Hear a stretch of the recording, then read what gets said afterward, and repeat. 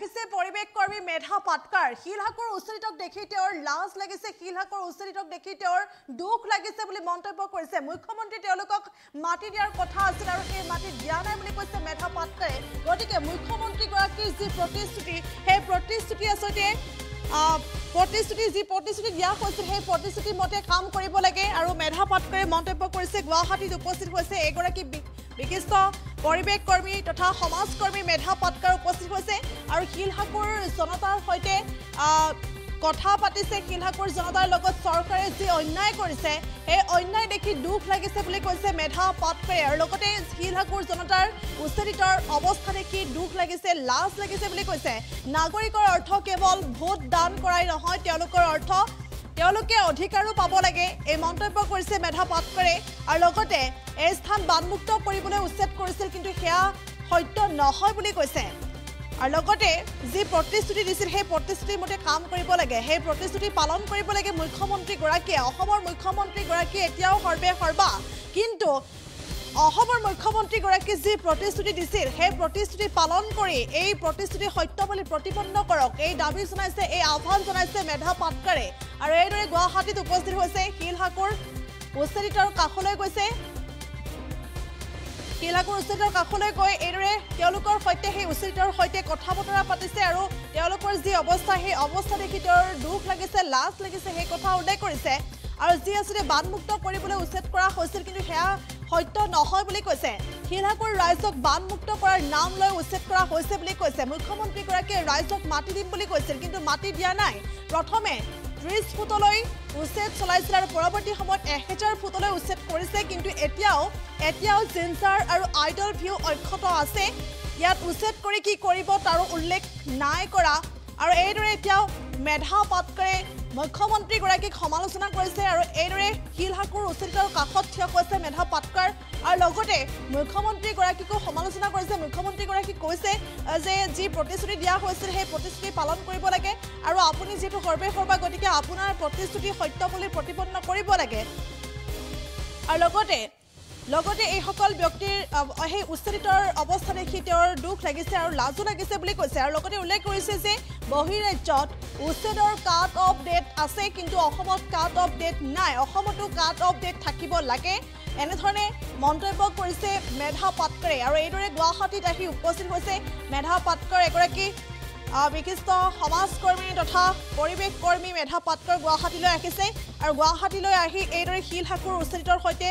আলোচনাত বহিছে আলোচনাত মিলিত হৈছে মেধা পাটকাৰ আৰু লগতে তেওঁ অনুভৱ কৰা কথাখিনি এইদৰে কৈছে যে সেই সকল ব্যক্তিক দেখি সেই সকল লোকক দেখি তেওঁ লজ্জিত হৈছে লাজ পাইছে দুখ পাইছে তেওঁলোকৰ অৱস্থা দেখি গতিকে মুখ্যমন্ত্ৰী গৰাকীয়ে মাটি দিম বুলি কৈছিল এই মাটি দিব লাগে আৰু এনেধৰণে কৈছে আৰু মুখ্যমন্ত্ৰী গৰাকীকো আহ্বান জনাইছে যে আপুনি যি প্ৰতিশ্ৰুতি দিছিল সেই প্ৰতিশ্ৰুতি পালন কৰক আৰু সত্য নিজৰ যে প্ৰতিশ্ৰুতি সেই প্ৰতিশ্ৰুতি সত্য বুলি প্ৰতিপন্ন কৰক আৰু এইদৰে মেধা পাটকাৰে মন্তব্য কৰিছে আৰু কি মন্তব্য কৰিছে মুহূৰ্তত সেই মন্তব্য আগবঢ়াইছে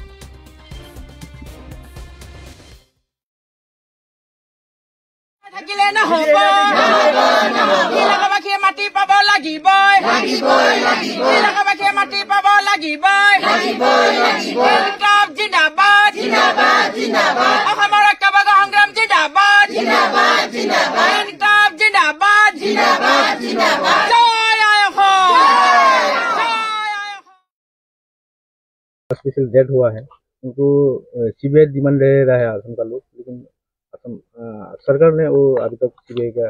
जो इंक्वायरी वो नहीं किया क्या बोलेंगे इस बारे में बहुत दुखद है मैंने देखा कि आसाम के पूरे लोग आज जुबिन गर्ग को याद कर रहे हैं उनके 40,000 गीत सतत रेडियो पर और सब मीडिया पर चल रहे हैं सब जगह श्रद्धांजलि सभा दी जा रही क्योंकि जुबिन गर्ग कौन थे वो जाति धर्म के पार इंसानियत को मानने वाले एक इंसान थे उनके सभी गीत भी उसी पे हैं और वो कौन थे किस आइडियोलॉजी के थे वो छोड़ दो वो इंसानियत को यानी मानव धर्म को मानने वाले थे और ऐसा कभी किसी को लगा नहीं था कि सिंगापुर में जाकर वो डूब जाएंगे तो इस पर लोगों को शंका है तो इसकी एक इम्पार्शियल इंक्वायरी निष्पक्ष जांच होनी चाहिए अब ये जांच कौन करेगा सरकारी जांच संस्थाएं भी क्या निष्पक्ष करेगी ये सवाल है मुझे लगता है पर लोगों को मांग यही है कि हमें न्याय चाहिए और केवल सरकारी पुलिस को ही जांच करने के लिए लगाना, इससे तो कभी निष्पक्ष हो नहीं सकता। सीबीआई से अगर हो सकती है तो अच्छी बात है, कभी सीबीआई भी झूठे आरोप लगा सकती है, लेकिन लोगों की जो मांग है उसकी दखल लेकर आज जुबिन गर्ग को मिलने के लिए पॉलिटिकल लीडर्स भी आए थे, बिजनेस लीडर्स भी आए थे। ये सुनकर मैं भी चकित हो गई। लेकिन जुबिन गर्ग लोकवादी थे, समाजवादी थे, सत्तावादी नहीं थे। तो उनके परिवार को न्याय मिलना चाहिए, और उनका परिवार केवल रिश्ते नातों का नहीं है, बड़ा असामीज जन का परिवार है। तो ये न्याय नहीं देंगे तो बहुत बड़ा असर सरकार पर आएगा, ये निश्चित है। बचाओ घर बनाओ आंदोलन किया तो आज 1/1/2011 की कट ऑफ डेट है। उसके पहले जो घर बना है वो अगर तोड़ा जाता है तो हम मानव अधिकार आयोग में जा सकते हैं, हम हाईकोर्ट में जा सकते हैं, और हमारा संघर्ष चलता है तो सरकार रुकती है। तो यहाँ असम में भी एक कट ऑफ डेट होनी चाहिए। और यहाँ अधिकतर कट ऑफ डेट सिटीजनशिप का मुद्दा जब उठा था तब 1971 का बना था। तो ये सब 1971 के पहले के भी कई उनके कागजात है। कईयों ने जमीन बाद में छोटी सी खरीदी क्योंकि यहाँ थोड़ी सस्ती जमीन थी। तो क्या उनका वो हक नहीं है, जीने का अधिकार नहीं है? ये सवाल है। तो हमारा तो ऐलान है इस आसाम के मुख्यमंत्री महोदय और पूरे मंत्रिमंडल को, पूरे सरकार को, कि आपने जो आश्वासन दिए हैं, हमने नहीं दिए हैं, आपने जो आश्वासन दिए हैं उसकी पूर्ति करो, नहीं तो आप झूठ साबित होंगे। और कोई जाति धर्म के आधार पर मत देखो। जनजातियों के घर भी आप जब उखाड़ते हैं तो आप क्या कर रहे हैं? आप अत्याचार कर रहे हैं। दलित और जनजाति यानी आदिवासियों पर अगर बेघर करना या उनकी आजीविका छीनना, क्योंकि कई लोग यहाँ पहले तो खेती करते थे, खेतीहरों ने फिर जमीन बेची क्योंकि खेती घाटे में गई है, उपज को सही दाम नहीं मिलता है, वो भी गलत है। उसके लिए भी किसानों को संघर्ष करना पड़ता है, तो वो भी दे दीजिए ताकि खेती की जमीन खेती रहेगी। पर आपने जो आश्वासन दिए हैं ना मुख्यमंत्री महोदय, आप ही सर्वे सर्वा है आज आसाम में, तो आप कृपया ऐसा मत करो कि न्यायालय में भी इनकी सुनवाई नहीं हुई। आप जो आश्वासन दिए हैं उसका पूरा पालन करके